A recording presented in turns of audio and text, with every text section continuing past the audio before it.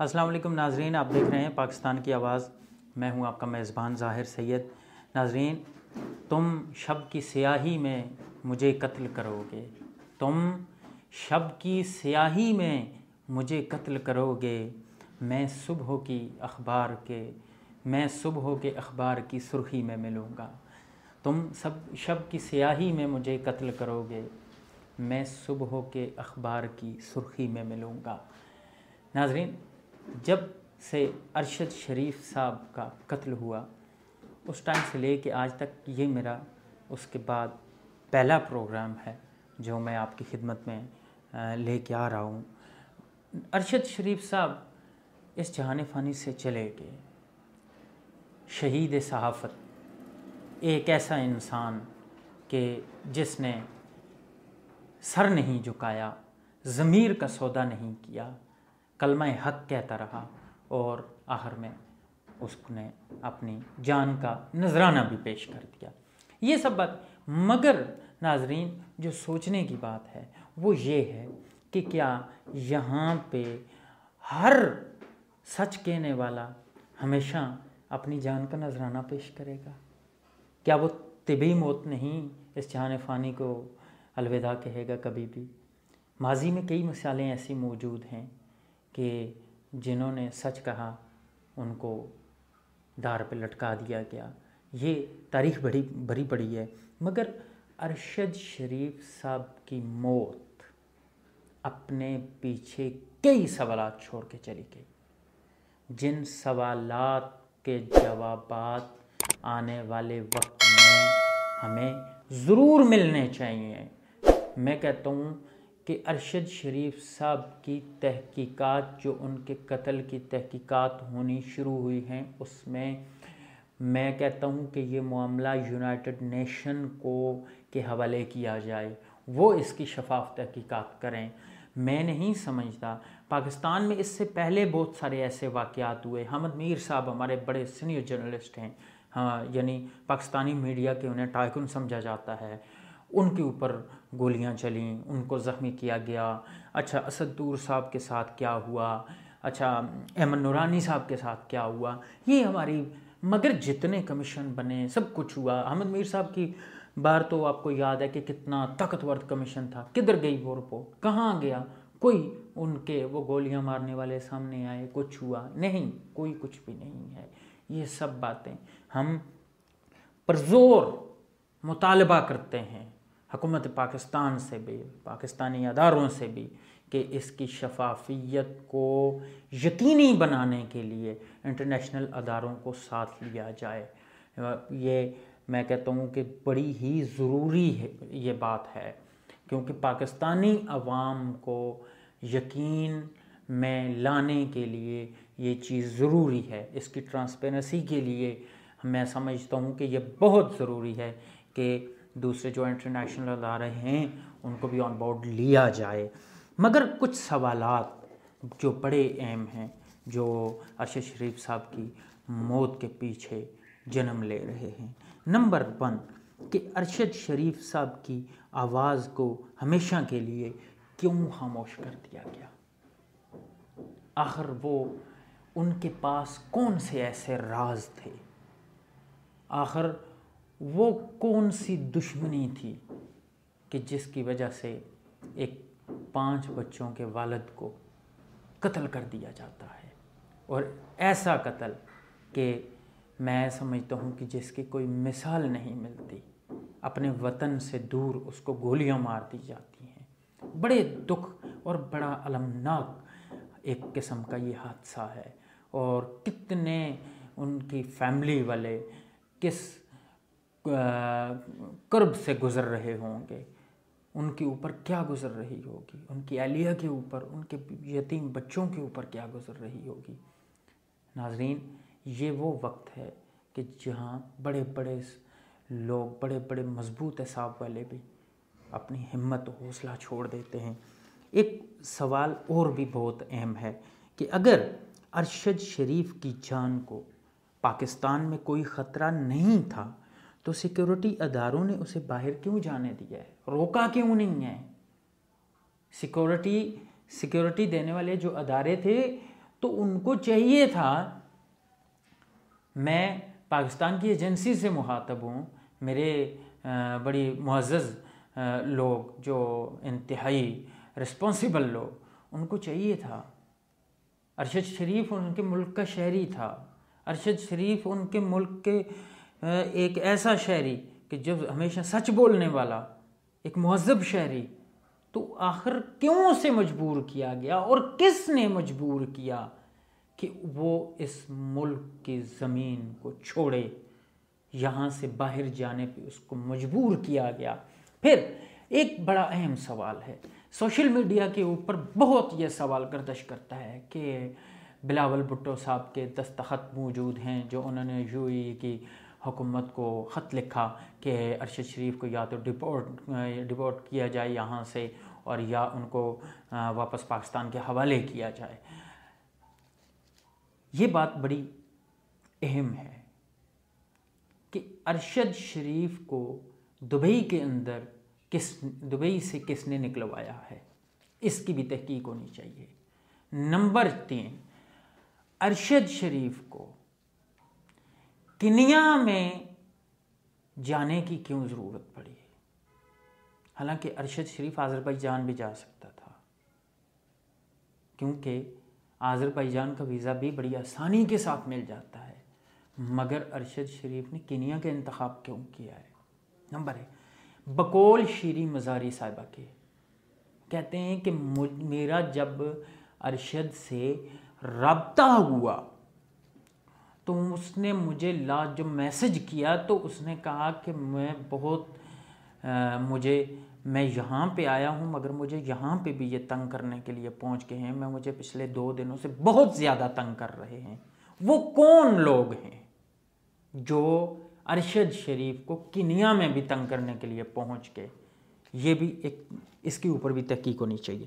Number 3، ناظرین، ارشد شریف کے زیر استعمال جو موبائل فون تھا وہ اس وقت کہاں اور کس کے پاس ہے، اس کے اوپر بھی تحقیق ہونی چاہیے۔ اور موبائل فون، ان کی کالز، ان کے میسیجز، ان کے واٹس ایپ، ان کے جتنے بھی سوشل میڈیا اکاؤنٹس تھے ان کے اوپر بھی تحقیق ہونی چاہیے، اور کتنے عرصے تک وہ ایکٹیو رہے اور کون کون ان کے ساتھ رابطے میں رہا، لاسٹ کال کس کو ہوئی، یہ سارے سوالات کرنے کے ہیں اور اس کے اوپر بھی تحقیق ہونی چاہیے۔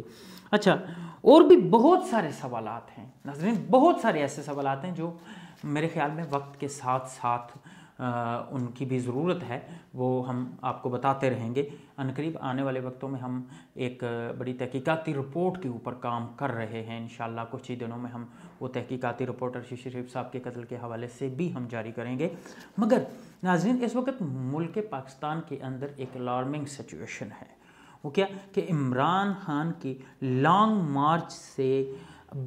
مارچ شروع بھی ہو چکا ہے، اور کل ملکی تاریخ میں پہلی مرتبہ ایک انہونی ہوئی ہے کہ حاضر سرور جنرل DGISI اور DGISBR، چلو ان کی تو پریس کانفرنس ہوتی ہے، مگر ایک مشترکہ پریس کانفرنس ہوئی DGISI اور DGISBR کی۔ اس میں ایک اور بڑی اہم بات تھی، آپ نے دیکھا کہ DGISI عام کپڑوں میں تھے، یعنی وردی میں نہیں تھے، اور DGISBR وردی میں تھے، اور میں بڑے یہاں پہ بہت سارے سوالات جنم لیتے ہیں۔ انہوں نے سب سے بڑی بات یہ ہے کہ بھئی جو کانفرنس کی ہے وہ کانفرنس ایک ایسے موقع پر کی ہے کہ عمران خان کی لانگ مارچ شروع ہونے میں 24 گھنٹے باقی ہیں، اور انہوں نے اس یہ پریس کانفرنس کی۔ پاکستان کے بڑے ہی معروف جرنلسٹ جناب جاوید چودھری صاحب نے ایک ٹویٹ کیا، اور اس ٹویٹ میں انہوں نے کہا کہ DGISI نے اگر عمران خان کی آرمی چیف سے خفیہ ملاقاتوں کی بات کر کے جو سب سے زیادہ نقصان کیا وہ جنرل باجوہ صاحب کا کیا ہے۔ وہ کیسے؟ وہ ایسے کیونکہ باجوہ صاحب چند دن پہلے ہی یہ بیان دے چکے تھے کہ اپنا فوج کا سیاست کے ساتھ کوئی تعلق نہیں ہے۔ اب بات یہ ہے کہ اس بات کو جھوٹا ثابت کر دیا ہے چیف صاحب کی اس بات کو کہ پاکستانی فوج کا سیاست کے ساتھ کوئی تعلق نہیں ہے. چیف کا کسی بھی سیاسی لیڈر سے ویسے بھی خفیہ ملاقات کرنا غیر آئینی ہے. اور کل کی پریس کانفرنس میں سائفر کے حوالے سے بھی بات ہوئی ہے. بڑی حیرت کی بات ہے. میں اپنی جتنے بھی پاکستان کی لیڈرشپ ہے، خاص کر جو مقتدر حلقے ہیں، ہمارے ادارے ہیں، میری ان سے بڑی ایک معصومانہ گزارش ہے، عرض ہے، ہمیں یہ بات بتائی جائے اگر عمران خان ڈرامہ کر رہا تھا سائفر کے حوالے سے تو ہمیں یہ بات بتائی جائے کہ lieutenant general retired Tariq Khan کو کمیشن کی سربراہی کرنے سے کیوں اور کس نے روکا، وہ بندہ بھی سامنے لایا جائے. یہ ہمیں پتہ ہونا چاہیے. ہم بحیثیت قوم، ہم بحیثیت پاکستانی اس بات کو جاننا چاہتے ہیں کہ کیا عمران خان ہمارے جذبات کے ساتھ کہاں تک کھیل رہا ہے.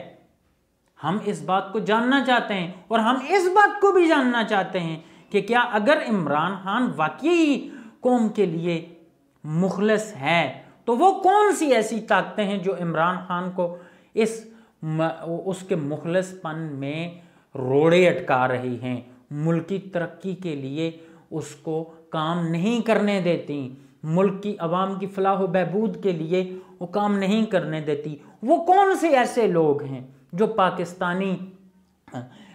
پاکستان کے جتنے بھی ہیں اس کے سورس آف انکمز ہیں ان کے اوپر وہ بیٹھی ہوئی ہے. وہ لوگوں کے لیے فلاح و بہبود کے بجائے بلکہ وہ اپنے خاندان اور خود اپنے لیے سب کچھ سوچتی ہے. یہاں پاکستان کی 22 کروڑ عوام کے لیے کچھ نہیں سوچا جاتا. آخر کیا وجہ ہے؟ آخر وہ کون لوگ ہیں کہ جو عمران خان کو وزیر اعظم بننے سے روک رہے ہیں؟ ایک بات بڑی ہی واضح ہے ناظرین کہ عمران خان نے سیاسی میدان میں پاکستان کی تمام تر سیاسی پارٹیوں کو پچھاڑ کے رکھ دیا ہے. سیاسی میدان میں یہ اس کا مقابلہ کر نہیں سکتے. ٹیکنیکل بنیادوں پہ ناک آؤٹ کرنے کی بھی کوشش ہو چکی ہے. یہ سب باتیں اپنی جگہ پہ درست ہیں. ابھی آرمی چیف صاحب کا میں سوشل میڈیا پہ پڑھ رہا تھا کہیں پہ، وہاں پہ لکھا ہوا تھا کہ بھئی جو توشہ خانہ ریفرنس کا جو فیصلہ آیا ہے ہمارا اس کے ساتھ کوئی تعلق نہیں ہے. مگر ایک بات بڑی خوش آئین ہے، وہ یہ ہے کہ یہ واضح طور پہ نظر آ رہا ہے کہ آرمی نے سیاست سے ہاتھ کھینچ لیا ہے. اس کی سب سے بڑی دلیل میں سمجھتا ہوں یہ ہے کہ عمران خان کے گزشتہ انتخابات، اگر عمران وہ چاہتے تو پھر عمران خان انتخابات نہیں جیت سکتا تھا.